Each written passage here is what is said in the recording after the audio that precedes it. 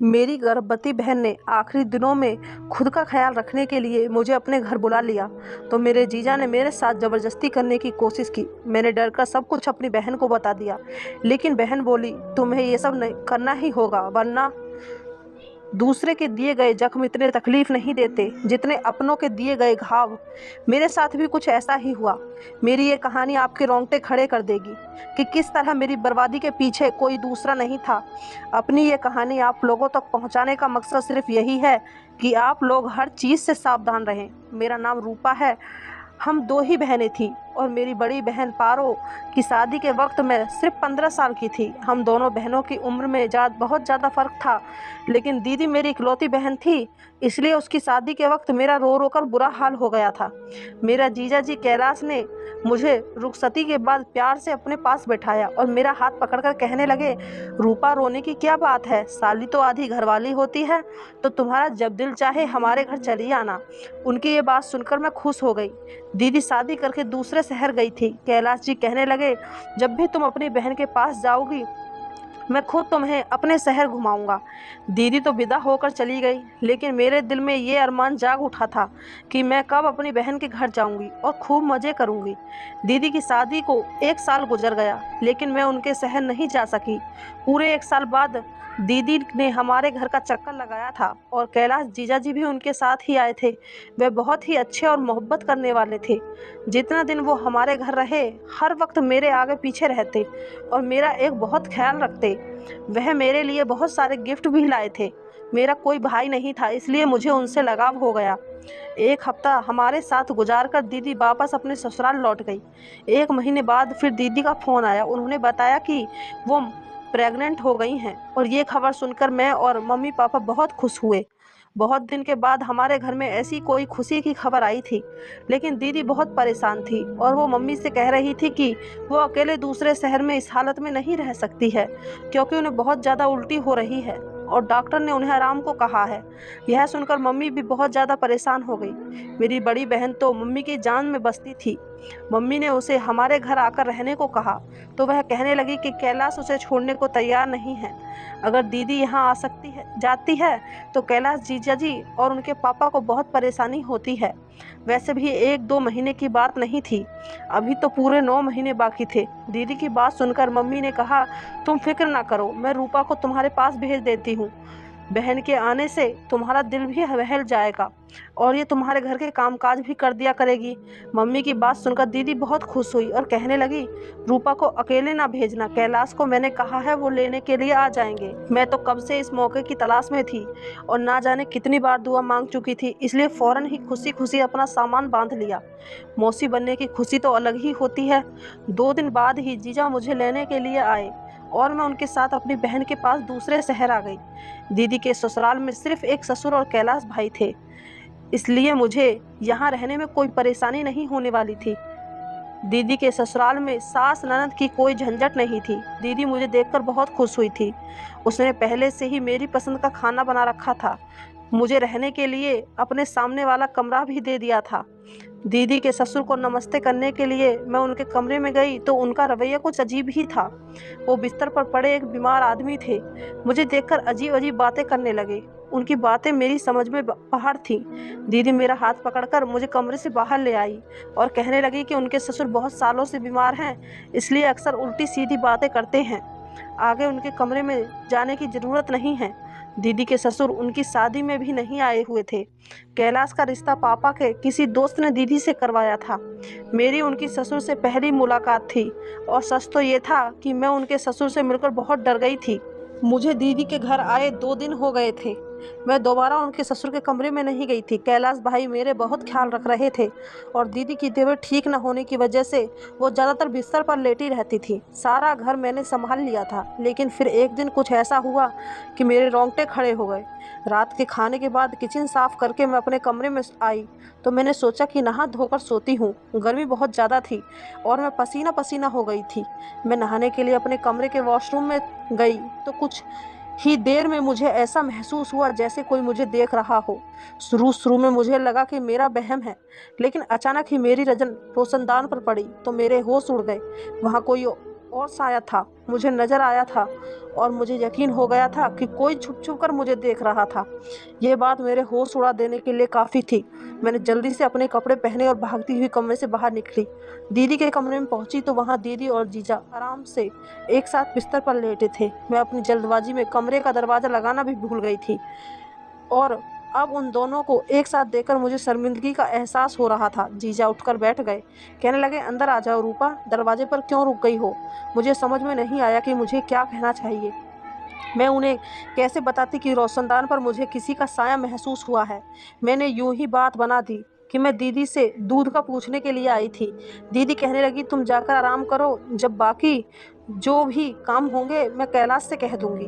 मैं अपने कमरे में वापस आने लगी तो मेरी नज़र दीदी के ससुर पर पड़ी, जो बाहर लॉन में से वापस लौटकर अपने कमरे में जा रहे थे। मुझे बहुत अजीब सी नज़रों से देखते हुए कहने लगे, तुम बहुत खूबसूरत हो, अपना ख्याल रखा करो। उनका ये बात सुनकर मुझे गुस्सा आ गया। मैं सोच भी नहीं सकती थी कि वो मुझसे इस तरह की कोई बात कर सकते हैं। मैं घबराकर फ़ौरन अपने कमरे में चली गई और सारी रात यूं ही जागते जागते गुजार दी। दीदी ने तो कहा था कि उनके ससुर बीमार हैं और वह कमरे से नहीं निकलते, तो फिर वो इतनी रात को लॉन में क्या कर रहे थे? ये बात बहुत ही अजीब थी। मुझे बहुत ही ज़्यादा बेचैनी हो रही थी। रोशनदान पर जो था वो मेरा वहम था या हकीकत? कोई मुझे देख रहा था, कहीं वो दीदी के ससुर तो नहीं थे? इस सवाल ने मुझे परेशान कर दिया था। मेरी सारी रात आंखों में गुजर गई थी। अगले दिन सुबह जीजा ऑफिस जाते हुए कहने लगे, रूपा, मैं शाम को जल्दी आ जाऊंगा और तुम्हें शॉपिंग के लिए बाजार ले जाऊंगा, तुम शाम को तैयार रहना। मैं कहते कहते अचानक ही करीब आकर मेरे गाल पर हाथ फेरा और ऑफिस के लिए निकल गए। उनके इस अंदाज पर मैं चौंक गई। दीदी भी पीछे ही खड़ी थी, कहने लगी, कैलाश तुमसे बहुत मोहब्बत करते हैं, तुम भी उनका ख्याल रखने की कोशिश किया करो, क्योंकि आजकल मैं उनका ख्याल नहीं रख पा रही हूँ, वो बहुत ज़्यादा थक जाते हैं। दीदी की बात सुनकर मैंने कहा, आप फिक्र ना करें, मैं कैलाश भाई का ख्याल रखूँगी। शाम को मैं अच्छी तरह तैयार हो गई तो कैलाश भाई मुझे शॉपिंग के लिए ले गए। उन्होंने दीदी से कहा कहीं ज़्यादा मेरे लिए शॉपिंग कर ली थी। मैं बहुत खुश थी, लेकिन मुझे क्या मालूम था कि मेरी ये खुशी बस कुछ ही दिनों की मेहमान है। उस रात मैं बहुत थक कर घर लौटी थी और खाना खाते ही अपने कमरे में जाकर बेहोश होकर सो गई। आधी रात को अचानक ही लाइट चली गई और गर्मी के एहसास से मेरी आंख खुली तो मुझे एहसास महसूस हुआ जैसे मेरे बिस्तर पर कोई और मौजूद हो। कमरे में अंधेरा, मुझे कुछ दिखाई नहीं दे रहा था और फिर अचानक ही कोई मेरे करीब आना शुरू कर दिया। मेरा दम घुटने लगा था, मैं चीख भी नहीं सकती थी, लेकिन जब मुझे महसूस हुआ कि मेरे साथ कुछ गलत होने वाला है तो मैंने अपनी पूरी जान लगाकर जोर से धक्का दिया। उसे शायद मुझसे इस धक्के की उम्मीद नहीं थी। वो एकदम ही पीछे हटा तो मैं भागकर कमरे से निकल गई। मुझे अब तक कुछ दिखाई नहीं दे रहा था, अंधेरा बहुत ज़्यादा था, लेकिन मैं दीवार के सहारे दीदी के कमरे में पहुंची। वहां जाकर मैंने दीदी को आवाज़ दी तो वो कहने लगी, रूपा तुम परेशान ना हो, कैलाश अभी अभी लाइट देखने के लिए गए हैं, अक्सर हमारे घर का लाइट कट जाता है, कैलाश जल्दी ठीक कर देंगे। दीदी ने अपने मोबाइल फ़ोन का टॉर्च जला दिया था। मेरे पास तो मोबाइल भी नहीं था। मैं दीदी के पास ही बैठकर रोने लगी। थोड़ी देर बाद लाइन आ गई। वो कहने लगी, तुम भी बहुत पागल हो, जरा सी अंधेरे से घबरा गई हो, मेरा ख्याल कैसे रखोगी? दीदी की बात सुनकर मैंने कहा, ऐसी बात नहीं है, मेरे कमरे में कोई मौजूद था इसलिए मैं डर गई थी। मेरी बात सुनकर वो जोर से हंसने लगी। कैलाश मेरे साथ मेरे कमरे में थे और मेरे ससुर तो कमरे से निकलते ही नहीं। अंधेरे की वजह से तुम डर गई हो और कोई बात नहीं है। मुझे समझ नहीं आया कि मैं दीदी को किस तरह से यकीन दिलाऊं कि मेरे कमरे में कोई मौजूद था, लेकिन वो कौन हो सकता था, यह बात मुझे समझ नहीं आई थी। अगर कैलाश भाई दीदी के साथ थे तो फिर मेरे साथ कमरे में कौन था? पहले रोशनदान पर पड़ने वाला नज़र और अब कमरे में किसी की मौजूदगी का एहसास। जैसे मैं पूरा डर गई थी। मेरे दिमाग में रह रहकर दीदी के ससुर का ख्याल आ रहा था। लाइट ठीक करके कैलाश भाई कमरे में आए तो मुझे देखकर कहने लगे, देखा पारो, मैंने तुम्हें पहले ही कहा था कि अंधेरे से घबरा जाएगी, तुम इसके पास चली जाओ। दीदी जीजा से कहने लगी, बहुत अंधेरा था, मैं अगर गिर पड़ जाती, मुझे क्या मालूम था कि ये इतनी डर जाएगी। मैंने उन दोनों से कहा कि आप परेशान ना हो, मैं ठीक हूँ और अब अपने कमरे में जाकर सोती हूँ। मैं दीदी को ज़्यादा परेशान नहीं करना चाहती थी, क्योंकि मम्मी ने मुझे मना किया था कि डॉक्टर ने दीदी को टेंशन देने के लिए मना किया है। मैं डरते डरते वापस अपने कमरे में आ गई थी और दरवाज़ा लॉक करके बिस्तर पर लेट गई। नींद तो मुझे नहीं आ रही थी। मैं सोच रही थी किसी न किसी बहाने से घर वापस लौट जाऊं। जो भी था, यह मेरा वहम नहीं था, इस बात का मुझे अच्छी तरह यकीन हो गया था। कोई मेरी तन्हाई का भरपूर फ़ायदा उठाने की कोशिश कर रहा था। अगले दिन कैलाश भाई किसी काम से थोड़ी देर के लिए दोपहर के वक़्त ऑफ़िस से घर लौट कर आए। उस वक़्त दीदी दवाई खाकर अपने कमरे में गहरी नींद सो रही थी और मैं किचन में खाने की तैयारी कर रही थी। कैलाश भाई किचन में ही चले आए और मुझे पीछे से पकड़कर अपनी बाहों में जकड़ लिया। मुझे उनसे इस व्यवहार की बिल्कुल भी उम्मीद नहीं थी। मैं हड़बड़ाकर खुद को उनसे छुड़ाने की कोशिश करने लगी। मेरी आवाज़ मेरे गले में ही दम तोड़ गई थी और मैं कुछ कह भी नहीं सकी थी। मगर कैलाश ने तो मुझे छोड़ने के बजाय और कसकर पकड़ लिया और कहने लगे, तुम इतनी खूबसूरत हो, तुमसे नज़र हटाने को दिल नहीं करता। बहुत मुश्किल से मैंने खुद को उनसे छुड़वाया और किचन से बाहर भागने लगी तो कैलाश कहने लगे कि तुम नहाते हुए भी बहुत खूबसूरत लग रही थी। मेरे मोबाइल में तुम्हारी वीडियो है। जीजा के ये शब्द से मेरी सांस रुक गई थी। मैं सोच भी नहीं सकती थी कि वो इस कदर घटिया इंसान होंगे। मैंने रोते हुए जीजा की तरफ देखा तो वो कहने लगे, मैं बस प्यार मोहब्बत की बात करना चाहता हूँ। जैसे ही जीजा ने मेरी तरफ कदम बढ़ाया, मैं भागते हुए अपने कमरे में चली गई और खुद को लॉक कर दिया। मैं डर से कांप रही थी। मैंने जीजा का जो रूप आज देखा था, उसे पहले कभी नहीं देखा था। मैं तो उन्हें भाई की तरह समझती थी, लेकिन वो तो मेरी इज्जत के दुश्मन निकले थे। पता नहीं कैसे कब उनकी नज़र मुझ पर थी और मैंने गौर भी नहीं किया था। कैलाश भाई बस कुछ वक्त के लिए ऑफिस से घर आए थे, इसलिए वो वापस चले गए थे और मैंने सोच लिया था कि अब मैं एक पल भी यहाँ नहीं रुकूंगी। शाम के वक्त जब दीदी अपने कमरे में उठकर मेरे पास आई तो उस वक्त तक मेरी आंखों रो रो कर सूख चुकी थी। वो परेशानी से पूछने लगी कि क्या हुआ है, किस बात से तुम इतना रो रही हो। मैंने दीदी से सच छुपाया क्योंकि उनकी हालत ऐसी नहीं थी कि मैं जीजा के बारे में इतनी बड़ी बात बताऊं। मैंने रोते हुए कह दिया कि मुझे मम्मी पापा की बहुत याद आ रही है और मैं घर वापस जाना चाहती हूँ। मेरी बात सुनकर दीदी ने मुझे गले से लगाया और कहने लगी, इतनी जरा सी बात पर तुमने रो रो कर आंखें सुझा ली हैं। तुम फिक्र ना करो, शाम में ही मैं कैलाश के साथ तुम्हें वापस भेज देती हूँ। जीजा के साथ एक शहर से दूसरे शहर सफ़र का सोचकर मेरे रोंगटे खड़े हो गए थे। मैंने दीदी से कहा कि पापा मुझे लेने के लिए आएंगे, मैं पापा के साथ जाऊंगी। दीदी कहने लगी, ठीक है, अच्छी बात है, इस तरह मैं भी पापा से मुलाकात कर लूँगी। दीदी की बात सुनकर मैं खुश हो गई और दीदी से जैसे ही मेरे पास से उठकर अपने कमरे में गई तो उनकी ज़ोरदार चीख की आवाज़ आई। मैं फ़ौरन दीदी के कमरे की तरफ भागी तो ये देखकर मेरे होश उड़ गए कि दीदी बिस्तर के पास गिरी हुई थी और उनका पेट पकड़कर ज़ोर ज़ोर से चीख रही थी। मैंने दीदी को उठाकर बिस्तर पर लिटाया और बहुत देर तक उनके पास बैठी रही। उनकी हालत मुझे बिल्कुल भी ठीक नहीं लग रही थी। मैंने दीदी से कहा कि डॉक्टर के पास चलते हैं, लेकिन उन्होंने साफ मना कर दिया और मेरा हाथ पकड़कर कहने लगी, रूपा तुम मुझे छोड़कर ना जाओ, मैं इस हालत में अकेली नहीं रह सकती।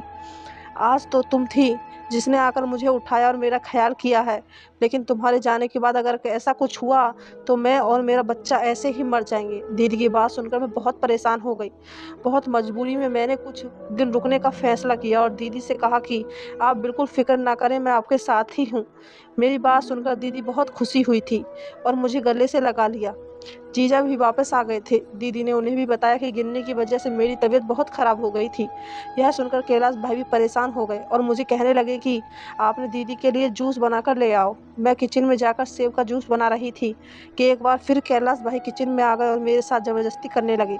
मैंने कैलाश भाई को धक्का दिया और गुस्से से कहा कि आपको शर्म नहीं आती? आपकी पत्नी की हालत इतनी ख़राब है और आप अपनी शादी के साथ ऐसी हरकतें कर रहे हैं। जीजा को मेरी बात का कोई असर ना हुआ और वो मेरे साथ ज़ोर ज़बरदस्ती करने लगे। मैं ज़ोर ज़ोर से चीखने लगी थी।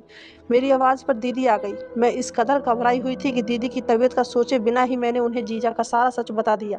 दीदी ने कहा, एक नज़र मुझ पर डाली और दूसरी नज़र जीजा पर और उससे कहने लगी कि तुम कैसे मर्द हो जो एक 15 साल की लड़की को भी काबू नहीं कर सकते। इसने पिछले हफ्ते से ही तुम्हें अकेले नचाया हुआ है और तुम अभी तक कुछ नहीं कर पाए। दीदी की बात सुनकर मेरे कदमों तले से ज़मीन निकल गई थी। मैंने हैरानी से दीदी से पूछा कि ये क्या आप क्या कह रही हैं? दीदी के चेहरे पर एक अजीब सी मुस्कुराहट आई और वो मेरा हाथ पकड़कर मुझे अपने साथ अपने कमरे में ले गई। मैं हैरत से दीदी को देख रही थी। दीदी ने मुझे अपने पास बिठाया और मेरे बालों में हाथ फेरकर कहने लगी, देखो रूपा, मेरी बात गौर से सुनो। मैं कैलाश का सारा सच जानती हूँ, लेकिन जो कुछ कैलाश तुमसे चाहते हैं वो तुम्हें करना ही होगा। मैं गुस्से से उठ खड़ी हुई और मैंने दीदी से कहा कि आप कैसी बेइज्जती कर रही हैं? क्या आप जानती हैं कि आपका पति मेरे साथ क्या करना चाहता है? वह मुझे इस्तेमाल करना चाहता है, मेरे साथ गलत करना चाहता है। आप कैसे एक ऐसे इंसान के साथ ज़िंदगी गुजार सकती हो जो कि आपके प्रेग्नेंट होने के बाद भी आपकी बहन पर नज़र जमाए बैठा है? वो आपको और आपके बच्चे को सारी ज़िंदगी क्या देगा। मेरी बात सुनकर दीदी कहने लगी, तुम्हें कैलाश के साथ वो सब कुछ करना ही होगा जो वो तुमसे चाहता है, वरना तो कभी बाप नहीं बन सकेगा। दीदी की बात सुनकर मैंने कहा, आप कैसी बातें कर रही हैं, आप पेट से हैं और जीजा बाप बनने वाले हैं। मेरी बात सुनकर दीदी जोर से हंसी और कहने लगी, ना ही मैं गर्भवती हूँ और ना ही कभी माँ बन सकती हूँ। मुझे कुछ ऐसी बीमारी है जिसकी वजह से मैं कभी माँ नहीं बन सकती, इसलिए मैंने तुम्हें यहाँ बुलाया था ताकि तुम यहाँ आकर मुझे और कैलाश को एक बच्चा दे सको। कैलाश किसी और का बच्चा गोद नहीं लेना चाहते थे, उन्हें अपना बच्चा चाहिए था और इसके लिए मेरे पास इससे ज़्यादा आसान रास्ता नहीं था। मैं किसी औरत को अपना सौतन बनाकर नहीं लाना चाहती थी, इसलिए मैंने फैसला किया कि मैं इस काम के लिए तुम्हें कुर्बान कर दूंगी। वैसे भी तुम मेरी सगी बहन नहीं हो, मैं कैलाश से बहुत मोहब्बत करती हूँ और उसे किसी कीमत पर छोड़ना नहीं चाहती, इसलिए मैं चाहती हूँ कि तुम गर्भवती हो जाओ और मेरी और कैलाश की ज़िंदगी में बच्चे की इस कमी को पूरा कर दो। मैं तो अब तक जीजा को अपना दुश्मन समझ रही थी, लेकिन मेरी बहन भी इस गंदे खेल में बराबर की हिस्सेदार थी। अपना घर बचाने की खातिर मेरी बहन ने मेरी ज़िंदगी को दांव पर लगा दिया था। मैंने अपनी बहन के आगे हाथ जोड़ दिए और उससे कहा कि मुझे घर वापस भेज दे, लेकिन मेरी बहन ने मेरी एक ना सुनी और रात के अंधेरे में मुझे अपने पति के बिस्तर पर भेज दिया। मेरे पास बचने की कोई गुंजाइश नहीं थी, क्योंकि मेरी बहन ने मुझे धमकी दी थी, अगर मैंने उसकी बात ना मानी तो कैलाश मेरे साथ ज़बरदस्ती करेंगे, उसका इल्ज़ाम भी मेरे किसी झूठे आशिक के नाम पर डाल देंगे और मैं सारी ज़िंदगी अपने मम्मी पापा को अपने किरदार की सफाई नहीं दे सकूंगी। मैंने सोचा भी नहीं था कि कभी मेरी बहन मेरे साथ ऐसा व्यवहार करेगी।